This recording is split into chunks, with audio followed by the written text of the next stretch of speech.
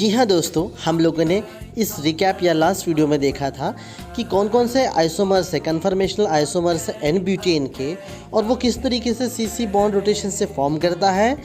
और उसके साथ हमने ये भी देखा था दोस्तों कि उसकी एनर्जी किस कन्फर्मेशनल आइसोमर की ज़्यादा होती है और किस कन्फर्मेशनल आइसोमर की कम होती है दोस्तों।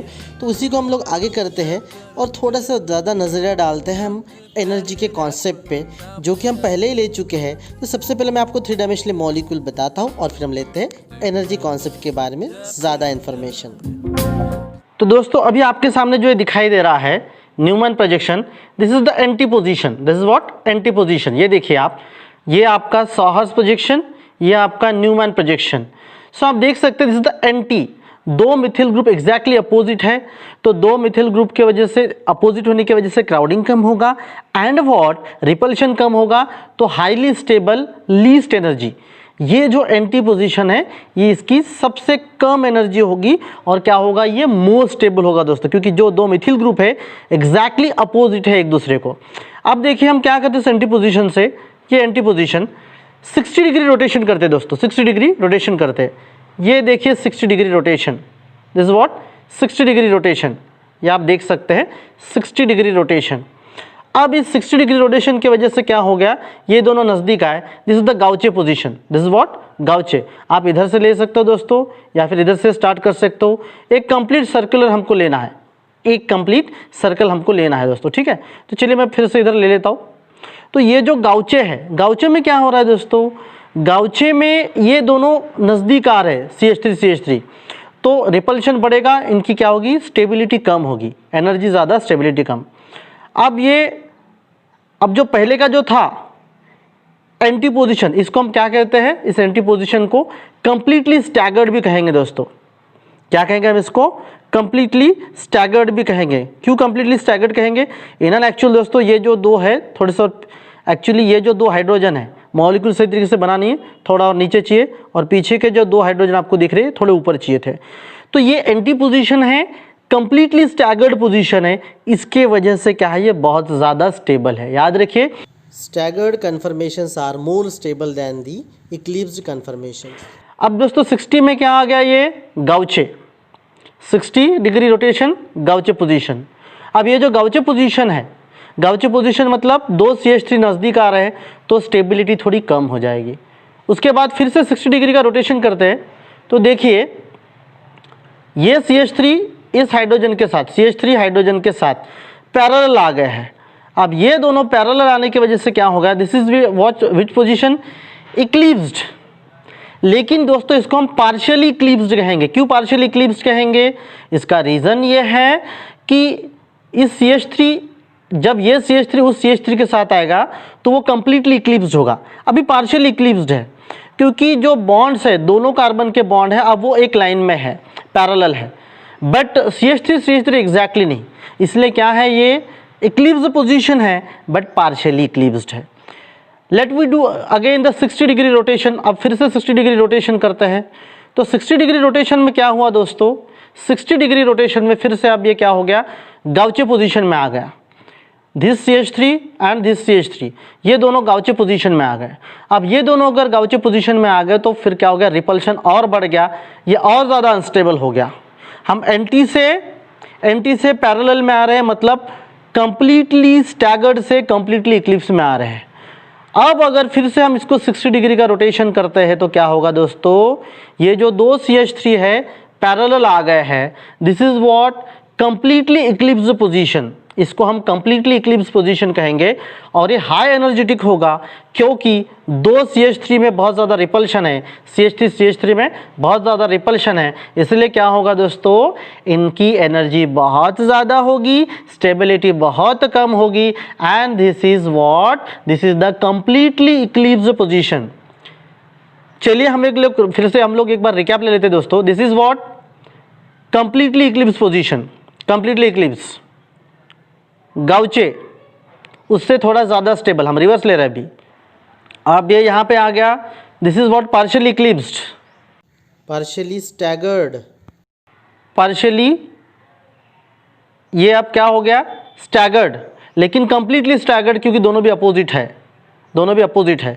फिर से पार्शियली स्टैगर्ड, उसके बाद इक्लिप्स लेकिन पार्शियली इक्लिप्स्ड, गाउचे पोजीशन, देखिए मैं इधर से पूरा घुमा रहा हूँ, गाउचे पोजीशन, और उसके बाद फिर से घुमा देते हैं तो क्या हो गया, कंप्लीटली ये eclipse, this is the completely eclipsed, completely eclipsed, completely staggered, completely staggered, completely eclipsed, these are partial eclipse, दोनों पैरेलल है, और इनके बीच के जो पोजीशन रहेंगे वो these are called as the gauche position, these are called as gauche position. तो डियर फ्रेंड्स, अब जितने भी कन्फर्मेशनल आइसोमर्स हैं एन ब्यूटेन के, हम इस एनर्जी प्रोफाइल डायग्राम के हेल्प से समझते हैं। आप देख सकते हैं रोटेशनल और torsional energy of the n butane, तो आप इसमें क्लियरली समझ सकते हैं। देखिए जब हम लोग बात करते हैं फर्स्ट एंटी कंडीशन की, सो एंटी सबसे कम एनर्जी में है। क्यों कम एनर्जी में है?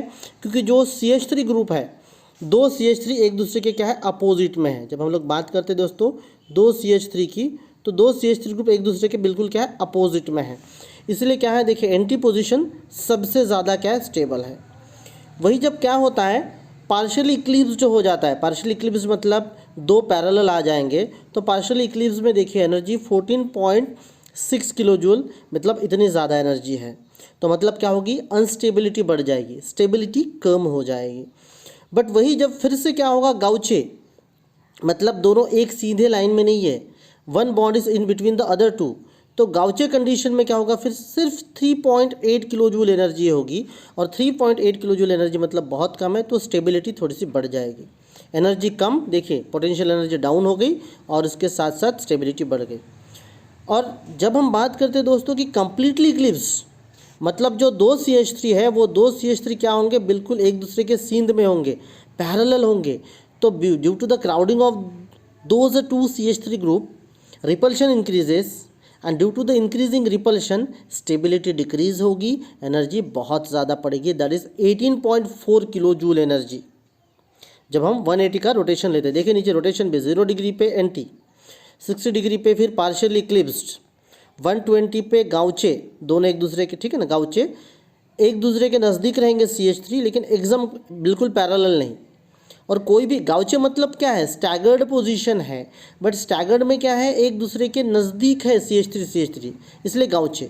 और कंप्लीटली इक्लिप्स में क्या है दोस्तों कि 180 डिग्री एग्जैक्टली दोनों भी क्या है, सेम में आ गए, CH3 एक लाइन में आ गए, बहुत ज़्यादा एनर्जी होगी, रिपल्शन बहुत बढ़ेगा, 18.4 किलो जूल ऑफ एनर्जी। फिर से जैसे दोस्तों कंप्लीटली इक्लिप्स पोजीशन हमने पार किया बाय जैसे 240 डिग्री रोटेशन, हर बार हम लोग 60 डिग्री से रोटेट कर रहे हैं, अभी देखा है ना हम लोगों ने, तो क्या होगा, फिर से गाउचे पोजीशन आएगा, 3.8 किलो जूल, एनर्जी फिर से कम होगी। And then again by doing the 60 degree rotation क्या होगा, पार्शियल इक्लिप्स जो पोजीशन है फिर से आ जाएगा, and 14.6 kilo joule energy. Finally जब आप 360 डिग्री रोटेशन करोगे, एंटी से फिर घूम के आ गया वो एंटी में, एंटी से घूम के फिर से आ गया एंटी में, 360 डिग्री रोटेशन कंप्लीट हुआ, दोनों भी CH3 क्या है, अपोजिट है, दोनों भी CH3 बिल्कुल अपोजिट है, तो अब क्या होगा, इस कंडीशन में रिपल्शन बिल्कुल ज़ीरो होगा, एनर्जी बहुत कम होगी, स्टेबिलिटी बहुत ज़्यादा होगी दोस्तों। So that is all about the conformational analysis of the N-butane. अगर मैं आपको ये सवाल पूछूं कि सबसे ज़्यादा स्टेबिलिटी या एनर्जी कम किसकी होगी, more stability and the less energy, so that is anti-conformation, that is anti-conformational isomer.